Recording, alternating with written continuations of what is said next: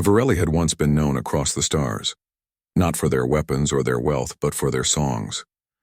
Their voices could harmonize with the hum of neutron stars, and their stories were carried on solar winds to distant worlds. But that was before the war, before everything shattered. Now they drifted.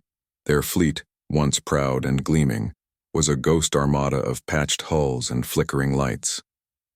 Dozens of ships cobbled together from escape pods, cargo haulers, and the broken shells of warships floated in the cold silence near the edge of known space. Inside, thousands of Varelli waited, not for rescue, not anymore. They waited for the end. It hadn't always been like this. When the Civil War tore their home system apart, they'd believed the galaxy would understand. After all, they'd traded with dozens of species, shared knowledge, healed the sick from other worlds. Surely someone would offer shelter to refugees fleeing fire and ruin. But no one did. First, the Cathari closed their borders, calling the Varelli emotionally unstable and a security risk. Then the Orlan Concord declared them non-aligned combatants and refused docking rights. Even neutral systems, places that welcomed smugglers and mercenaries without question, turned them away with cold, automated messages. No entry. No exceptions. Each rejection cut deeper than plasma fire. It wasn't just denial of aid, it was erasure, as if their suffering didn't matter, as if they'd never mattered at all. On the lead ship, Whisper of Dawn, the air grew thinner by the day. Filters clogged, oxygen recyclers groaned like old bones. In the dim corridors, children moved quietly, their large dark eyes too serious for their age. They no longer asked when they'd land. They'd stopped drawing pictures of green skies and twin suns. Now they folded scraps of foil into tiny birds and set them drifting down the vents, watching them vanish into the ship's tired lungs. Adults rationed water like it was sacred, 1 cup per person every other day. They reused every drop, sweat, tears, even condensation from breath. Meals were paste scraped from the bottom of dented tubes, flavored with memories more than taste. Still, they shared, always. That was the Varelli way, even in ruin. You gave what you could, but giving couldn't fill empty stomachs forever. Elder Mela walked the observation deck each evening. Though evening meant nothing out here, just the slow blink of distant stars and the hum of failing engines. She watched her people through the thick viewport. A mother rocking a child too weak to cry, an old engineer tracing cracks in the bulkhead with trembling fingers. A group of teens huddled around a broken comms panel, trying to catch even a whisper from the outside universe. She remembered when their fleet had been greeted with music. Now silence was their only companion. The worst part wasn't the hunger or the cold. It was the shame. They'd been taught that the galaxy was vast but connected, that no one was truly alone. Yet here they were, utterly forsaken, and the shame twisted inside them like a slow poison. Maybe the others were right. Maybe they were broken. Maybe they didn't deserve to survive. One night, Mayela found a young one barely past childhood, pressing their forehead against the cold glass, whispering to a star. "What are you saying?" Mayela asked softly. "I'm asking if anyone out there sees us," the child replied, voice thin as static. "Just sees us. Even if they don't help. Just to know we're still here." Mayela had no answer. She only wrapped her thin shawl around the child's shoulders and stood beside them in the dark. Back in the command chamber, the council debated their final choice. Fuel was gone. Food gone. Hope nearly gone. Continuing to drift meant slow death by starvation or system failure. But there was another option, a controlled shutdown. They could seal the ships, release the remaining oxygen in one clean breath, and let sleep take them all at once. Peaceful, dignified. Better than watching their young fade day by day. No one wanted it. But no one saw another way. They voted in silence, hands raised not with certainty but with sorrow. The motion passed. Preparations began quietly. Families held each other longer. Old songs were hummed under breath. Someone found a working synth harp and played a lullaby from their homeworld. One about stars guiding lost travelers home. No one mentioned that there was no home left to guide them to. Yet even as they readied for the end, a single act of stubborn hope remained. Weeks earlier, in a moment of desperation, their comms officer had sent out one last signal, a raw, Unencrypted burst carrying their coordinates, their status, and a simple plea, "We are alive, please." It was a foolish thing. The signal was weak. The nearest listening post was light years away. And even if someone heard it, why would they care? But they sent it anyway, because to stop trying was to admit the galaxy had won. Now, as the fleet drifted deeper into the void, that signal traveled outward, faint, fading, but still moving. Like a seed tossed into a storm, it carried one last question into the dark. Is anyone listening? And far, far away on a small blue-green world still healing from its own wounds, a woman in a quiet lunar station stared at a flickering screen. She'd been tracking cosmic background noise for weeks when something odd blinked across her display, a pattern too rhythmic to be random. She replayed it, slowed it down, ran it through translation algorithms. Her breath caught. It wasn't just noise, it was a voice, and it was begging for help. She didn't know who they were. She didn't know their history or their sins. All she knew was this. Someone out there was alone, and they were saying, "We are alive." And that was enough, but that story, the human part, would come later. For now, in the cold between stars, the Varelli waited, not knowing that their signal had been heard, not knowing that help was already stirring on a world they'd once dismissed as primitive, chaotic, and far too young to matter. They didn't know that the last ones they'd ever expect to care were already getting ready to come. Back on Earth, things weren't perfect, but they were getting better. After decades of climate disasters, wars over water, and cities swallowed by rising seas, humanity had finally learned a hard lesson.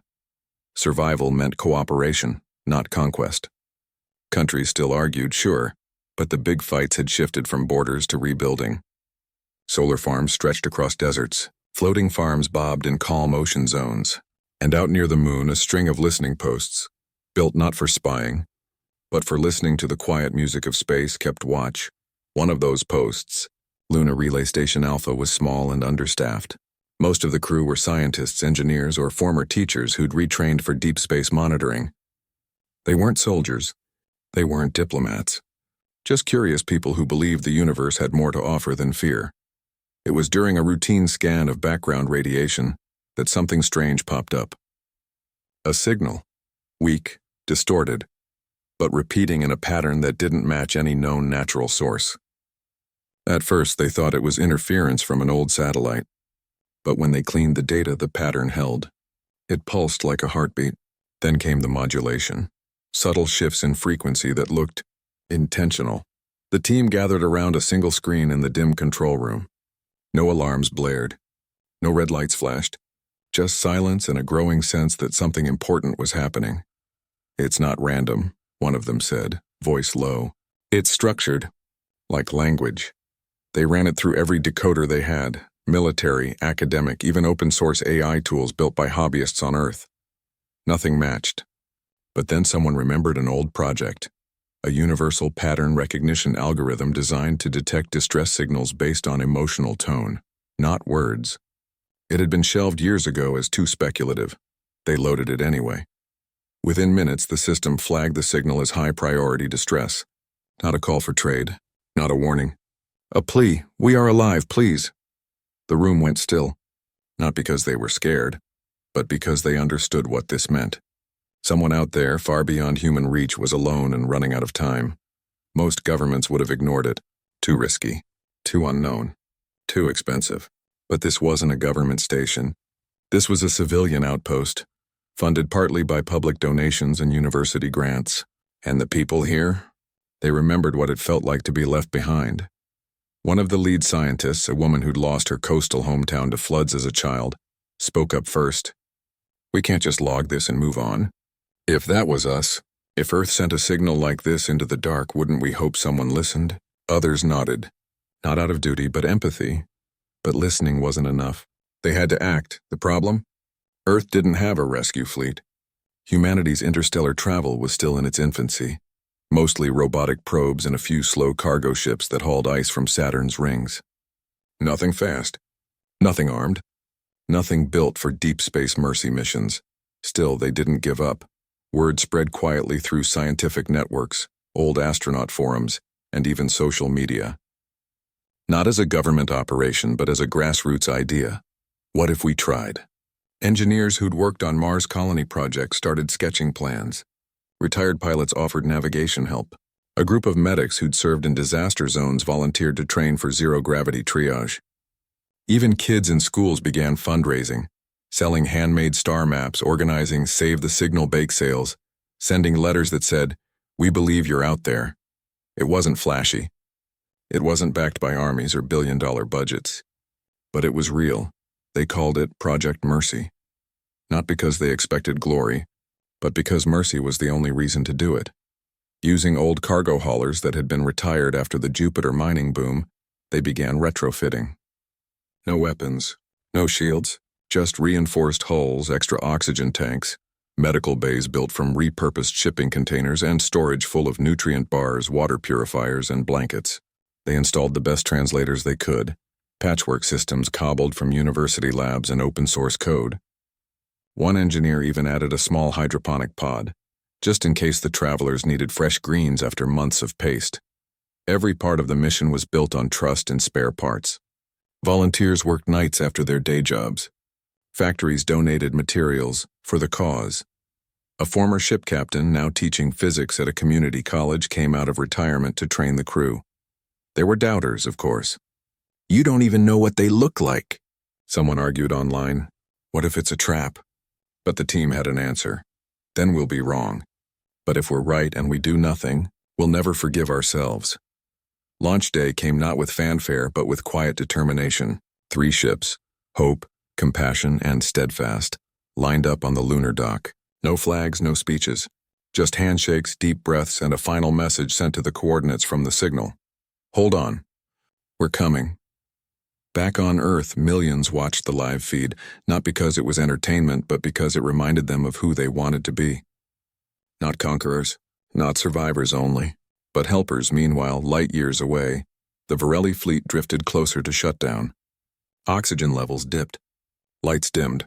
Families held each other in the dark, whispering old lullabies. They didn't know about the ships racing toward them. They didn't know that on a small, scarred planet, ordinary people had dropped everything to answer a whisper from the void. All they knew was silence. But out in the black, something new was moving. Not a warship, not a scout. Just 3 old cargo vessels flying slow and steady, carrying nothing but kindness and a stubborn refusal to let anyone be forgotten.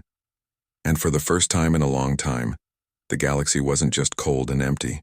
It was holding its breath. When the human ships finally dropped out of faster-than-light travel near the Varelli fleet, no one on either side knew what to expect. The humans had spent weeks preparing, running simulations, practicing first contact protocols, even learning basic gestures of peace from old Earth history. But nothing could really prepare them for the sight that greeted them. A cluster of battered, half-dead vessels drifting like ghost ships in the starlight, their hulls scarred, their lights barely glowing. Inside the lead Varelli ship, alarms blared, not loud but urgent. Scanners had picked up the newcomers. Unknown origin, unknown intent. The humans, panic spread fast. To the Varelli, humans were a myth wrapped in warning tales.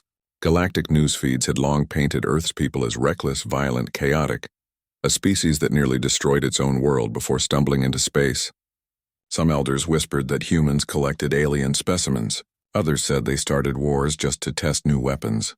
Fear, sharp and cold, coiled in every corridor. Elder Mela stood on the command deck, hands gripping the edge of the console. She ordered shields raised, not to attack but to protect. "If they mean harm," she said quietly, "let them break against us first, not our children." On the human side, tension ran just as high. The crew of Hope watched the Varelli ships power up defensive fields. One young engineer muttered, "They think we're here to hurt them." "Wouldn't you?" came the reply. "If you'd been turned away by everyone, and then strangers show up with no warning, but they hadn't come to fight. They'd come to help. So instead of broadcasting demands or scanning aggressively, the humans did something unexpected. They powered down their main engines, lowered their external lights to a soft glow, and sent a message. Not in complex code, but in simple, repeating words translated through every known linguistic route they could access. "We bring water. We bring bread. We ask for nothing. Then they waited, minutes stretched, stars blinked. Inside the Varelli command center, silence hung thick. No one moved. No one spoke. They'd heard lies before, sweet words that hid knives. But this felt different. There was no threat in the tone, no hidden frequency, just plain raw honesty. Finally, Mela made a decision. Lower the shields. Just enough for voice contact. A shaky channel opened. Static hissed, then cleared. On the human ship, someone spoke slowly, carefully. We see you. We're here to help. Can we dock? Mila hesitated. Then, in a voice worn thin by months of silence, she answered, Show us your hands. It was an old Virelli custom, proof you carried no weapons. On screen, the humans didn't understand the phrase at first. But then slowly, a figure in a simple gray suit floated into view on the external camera. They held up both hands, palms open, empty. Behind them, others did the same, no guns, no tools. Just open hands. That small act broke something inside the Varelli. Not trust, not yet, but the wall around it. Docking was slow, cautious. Magnetic clamps hissed as the airlock sealed. When the inner doors finally opened, both sides stood frozen for a moment, staring. The Varelli were tall, slender, with smooth gray-blue skin and eyes that shimmered like deep ocean water. The humans were shorter, varied in color and shape, wearing patched uniforms and nervous smiles. No one spoke. No one moved.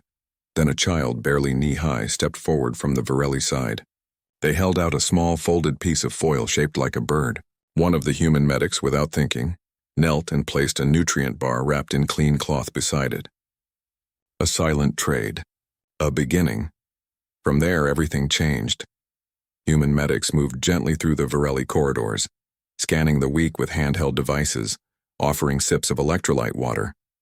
Engineers rolled up their sleeves and got to work on failing life support systems, using tools made for Earth ships, but adapting them with clever improvisation. One human even fixed a broken air recycler using parts from a coffee maker they'd brought, just in case. The Varelli watched in disbelief. These chaotic primitives moved with calm purpose. They didn't take anything, didn't demand answers, just worked quietly, as if helping was the most natural thing in the world. Meals were shared. Though neither side could eat the other's food, they sat together anyway. Humans showed pictures of Earth, green forests, calm lakes, children playing in rebuilt cities. The Varelli, in turn, hummed soft harmonies that made the human's skin tingle, not from fear but from beauty. It was how they expressed gratitude. Misunderstandings happened, of course. Once, a human reached out to steady a wobbling Varelli elder, not realizing that physical touch was deeply intimate in their culture.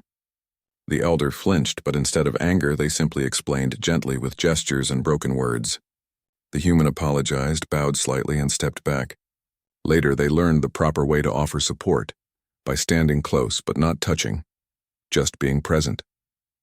Another time, a Varelli child cried when they saw a human eating something red and juicy. The humans panicked. Was it toxic? Dangerous? Then they realized the child had never seen fresh fruit.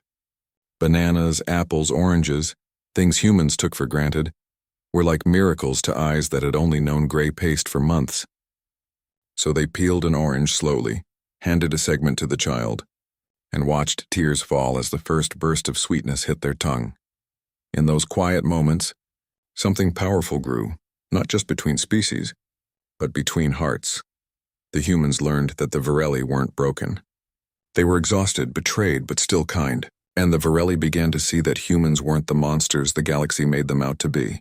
They were flawed, yes, scarred by their own past, but trying. Always trying to be better. One evening, as both crews gathered in a shared bay, a human pulled out a small acoustic guitar. They strummed a simple tune, old earthborn, full of longing and hope. The Varelli listened, then one by one began to hum along, weaving their harmonies into the melody. It wasn't perfect. It wasn't planned. But for the first time in a long time, the void outside didn't feel so empty. And in that shared song, floating between stars, two lost peoples found something rare. Not just safety, but understanding. They still didn't know what came next. But for now, they weren't alone. And that was enough. As days turned into weeks, the makeshift alliance between humans and Varelli deepened. Not through grand speeches or official treaties, but through small everyday acts of care. The human ships stayed docked, their crews moving freely between vessels now, not as rescuers or guests but as neighbors. Meals became shared rituals. One evening, humans would serve warm lentil stew from recycled containers. The next, Varelli offered nutrient cakes infused with calming herbs that helped ease nightmares. Neither food was fancy, but it was given with open hearts. Trust didn't bloom overnight. It grew like a plant in poor soil, slowly, stubbornly, needing constant tending. At first, the Varelli kept their distance during repairs, watching silently as humans tinkered with wiring and coolant lines. But when a young Varelli engineer shyly pointed out a more efficient way to reroute power using harmonic resonance, a concept humans had never considered, the human lead engineer didn't dismiss it. He listened, tried it, and when it worked better than their own method, he grinned and gave a thumbs up.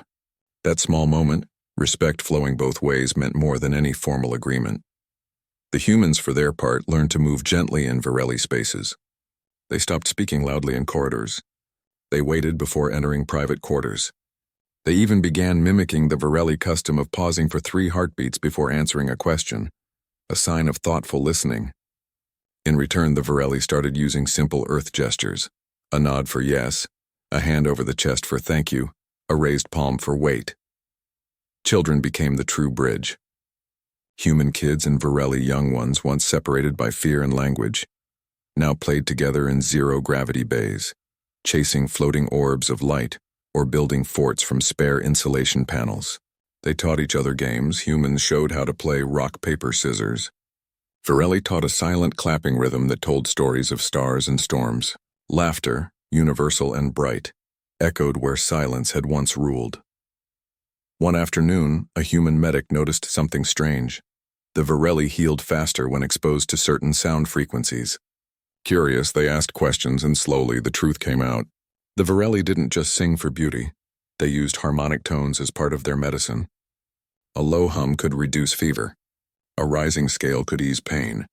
It was ancient knowledge passed down for generations, but nearly lost in the chaos of war. The humans didn't hoard this discovery. They recorded the frequencies, tested them with care, and combined them with their own medical tech. Soon they had portable sonic pads that helped wounded Varelli recover without drugs. In return, the Varelli shared something even more precious: knowledge of living ecosystems. They explained how certain fungi could purify poisoned soil, how specific root networks could stabilize eroding land, how to coax life back into barren ground. It was wisdom born from a world that had lived in balance for millennia, something Earth desperately needed after centuries of damage. Back home, news of the mission spread, not as a military victory but as a quiet miracle. People on Earth followed updates like bedtime stories. School children drew pictures of humans and Varelli holding hands under alien skies. Farmers experimented with the new soil techniques.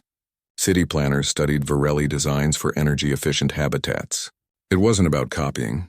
It was about learning from each other. But not everyone celebrated. Some voices online warned, "They'll take our resources. What if they bring disease? We barely fixed our own world. Why help strangers?" Yet for every doubter, 10 more replied, "Because we remember what it felt like to be left behind." Humanity had clawed its way back from the edge. Now they refused to let others fall. On the ships, the real magic happened in the quiet moments. An old Varelli elder teaching a human how to weave memory cords. Thin threads that, when touched, played back emotional imprints of loved ones. A human sharing old Earth music, jazz, folk, even lullabies through gentle earpieces so the Varelli could feel the rhythm in their bones. Late at night, crews from both sides would gather in the observation deck, watching the stars not as enemies or strangers, but as witnesses to something new being born. Elder Mila watched it all with quiet awe. She'd expected pity or worse, indifference. Instead, she found partnership. One evening, she approached the human lead and placed a small, smooth stone in their hand. It was warm to the touch, humming faintly. "This is a kithra," she explained through the translator. "It holds the echo of our home. We give it only to those who help us remember who we are." The human held it close, eyes glistening. No words were needed. As the Varelli grew stronger, so did their hope. They began helping with ship repairs, using their knowledge of resonance to stabilize hull fractures. They shared navigation tricks that cut travel time by aligning with cosmic currents. And when the humans talked about Earth, not as a perfect paradise but as a wounded world trying to heal, the Varelli didn't scoff. They nodded. They understood struggle. They'd lived it. One day a young Varelli asked a human, "Why did you come? You didn't know us. You owed us nothing." The human thought for a long time before answering, "Because once no one came for us either. And we promised if we ever got the chance, we'd be the ones who show up." That promise, simple and human, became the foundation of everything that followed. The fleet was no longer just surviving. It was healing, learning, dreaming again. And in that shared space between species, something rare took root. Not just friendship, but kinship. Not because they were the same, but because they chose to see each other's humanity, even when it looked nothing like their own. News of the rescue didn't stay hidden for long. At first, it spread quietly, through scientific channels, deep space monitoring networks, and encrypted diplomatic feeds. But when images leaked of humans and Varelli working side by side, sharing food, repairing ships, even laughing together in zero gravity, the galaxy couldn't look away. Some species were stunned. Others were skeptical. A few were ashamed. The same powers that had turned the Varelli away now watched as a young, once dismissed species did what they refused to do: offer help with no strings attached. The Catheri sent a formal inquiry, not to apologize, but to assess the situation. The Orlan Conquered quietly reopened their humanitarian channels, suddenly claiming they'd always supported refugee aid. But the Varelli didn't care anymore. They'd already found their home, not in a distant star system, but in the kindness of those who showed up when no one else would. Earth, meanwhile, faced a choice. They could keep the Varelli hidden, protect them from old enemies, and let the Alliance stay small and safe. Or they could offer something bigger, a real place to belong. After long talks with global councils, local communities, and even schoolchildren who wrote letters saying, "We have room," humanity made an offer. Not a temporary camp, not a guarded zone, but a new beginning, a terraformed moon orbiting Mars already prepped for future colonies but never claimed. Clean air, stable ground, fresh water, and most importantly, peace. The Varelli accepted, not as guests, not as refugees, but as partners. They named their new home Kelvira, a word in their oldest tongue that meant where strangers became kin. The first structures weren't grand towers or military bases. They were shared gardens, learning centers, and open plazas where humans and Varelli could gather under twin suns and Earth's distant blue glow. Human architects worked with Varelli designers to build homes that hummed softly at night, gentle frequencies that soothed the nervous system. Varelli botanists helped plant forests that cleaned the air faster than machines ever could. And in the schools, children learned 2 languages, 2 histories, 2 ways of seeing the world. Years passed. The scars of war and exile didn't vanish, but they softened, like old wounds that ache less with time and care. Elder Mela, now older but brighter-eyed than she'd been in decades, often walked the central path of Kelvira, watching human and Varelli kids chase each other through fields of silver grass. Sometimes she'd stop and listen, to the sound of a human guitar blending with Varelli harmonies, to the laughter that needed no translation, to the quiet hum of a world healing together.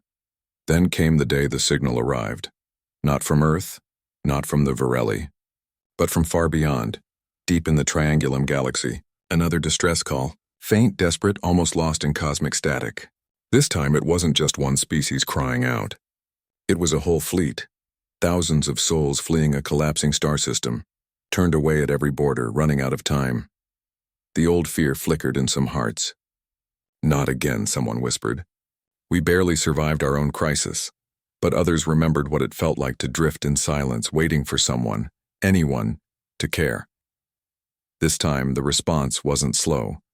It wasn't debated in hushed rooms for weeks. Within hours, the Varelli Human Coalition activated. Ships that once carried only supplies now carried crews trained in rescue, medicine, and empathy. The hope, compassion, and steadfast and now upgraded, honored, and never retired, led the way, joined by new vessels built together, bearing both Earth's olive branch and the Varelli's spiral of unity. And when they reached the stranded fleet, they didn't broadcast demands or scan for threats. They powered down their engines, opened their comms, and sent the same message that had once saved them. We bring water. We bring bread. We ask for nothing. History, it seemed, didn't have to repeat itself. It could be rewritten with kindness as the ink. Back on Kelvira, classrooms filled with stories of that first rescue. Not as a myth, but as a lesson. Teachers showed recordings of the early days. The fear, the mistrust, the first shared meal. This, they'd say, is how peace begins.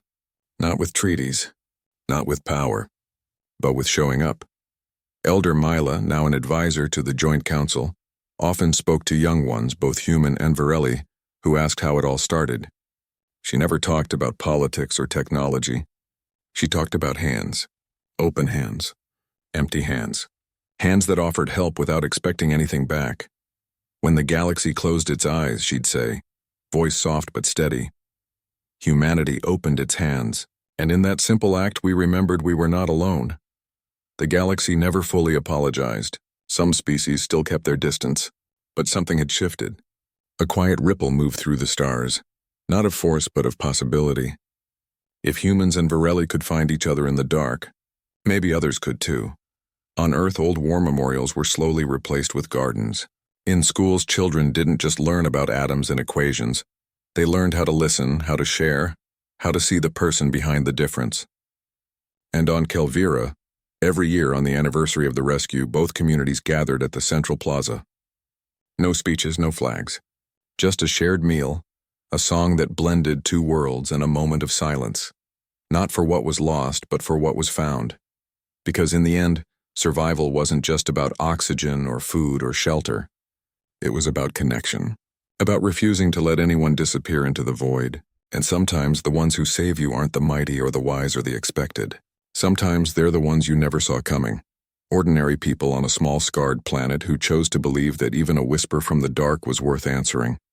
And that choice? It changed everything.